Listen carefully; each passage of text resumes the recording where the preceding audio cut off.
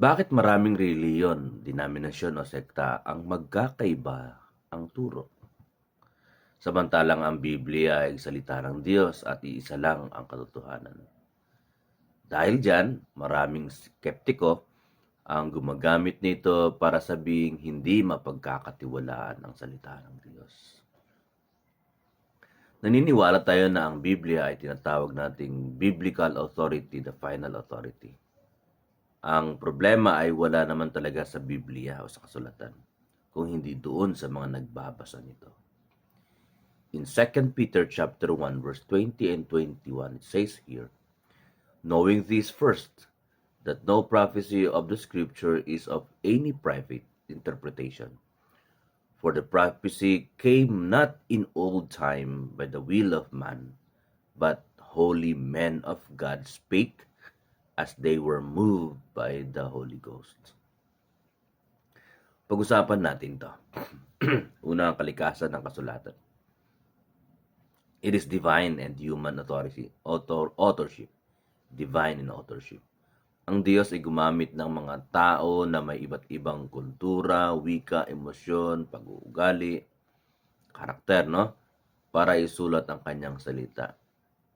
Dapat alam natin ang konteksto, the context na marami ang mga nagkakamali dahil kumukuha lamang ng isang talata para patunayan or tinatawag nating proof texting.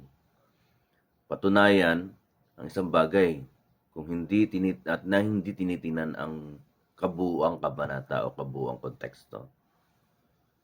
Tungkol naman sa lengguwahe o mga wika, ang pagkakaiba-iba ng salin ay mula sa Griego, na nagmula sa Griego, Hebreo, patungo na yan sa iba't ibang translation o wika, hanggang sa narating na nga sa wikang Pilipino o Tagalog, ay minsan ay nagiging sanhi ng kalituhan kung hindi pinag-aaralan ang orihinal na kahulugan.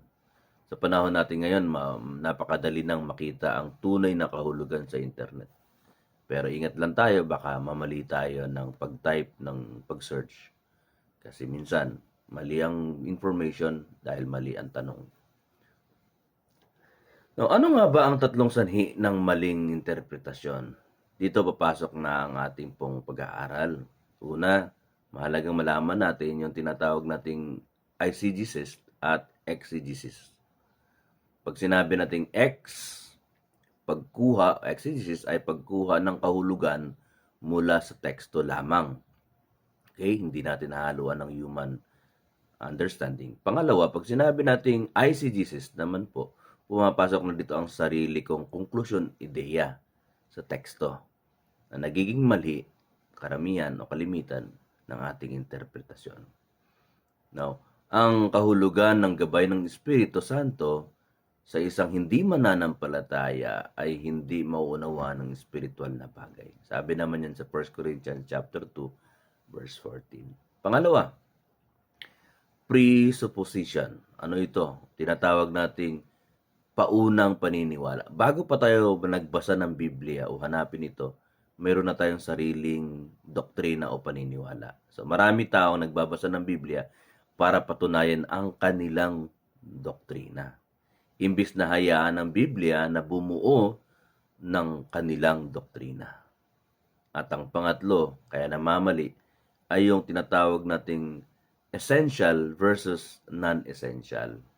Dapat unahin natin ang mga pangunahing doktrina, yung mga essential doctrines.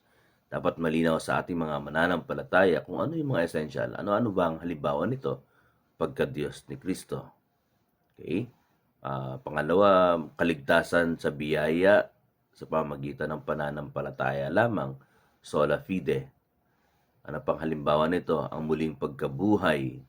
So more on about Jesus Christ doctrine. Ano naman po yung mga non-essential doctrines? Ayan, marami po yan. Uri ng kantang aawitin, praise and worship team ba? Pwede. Instrumentong gagamitin sa simbahan. No, mga non-essential doctrines na yan. Okay? So, ang tanong, paano tayo makakasiguro sa tama ang ating interpretasyon? Narito ang tatlong practical na hakbang upang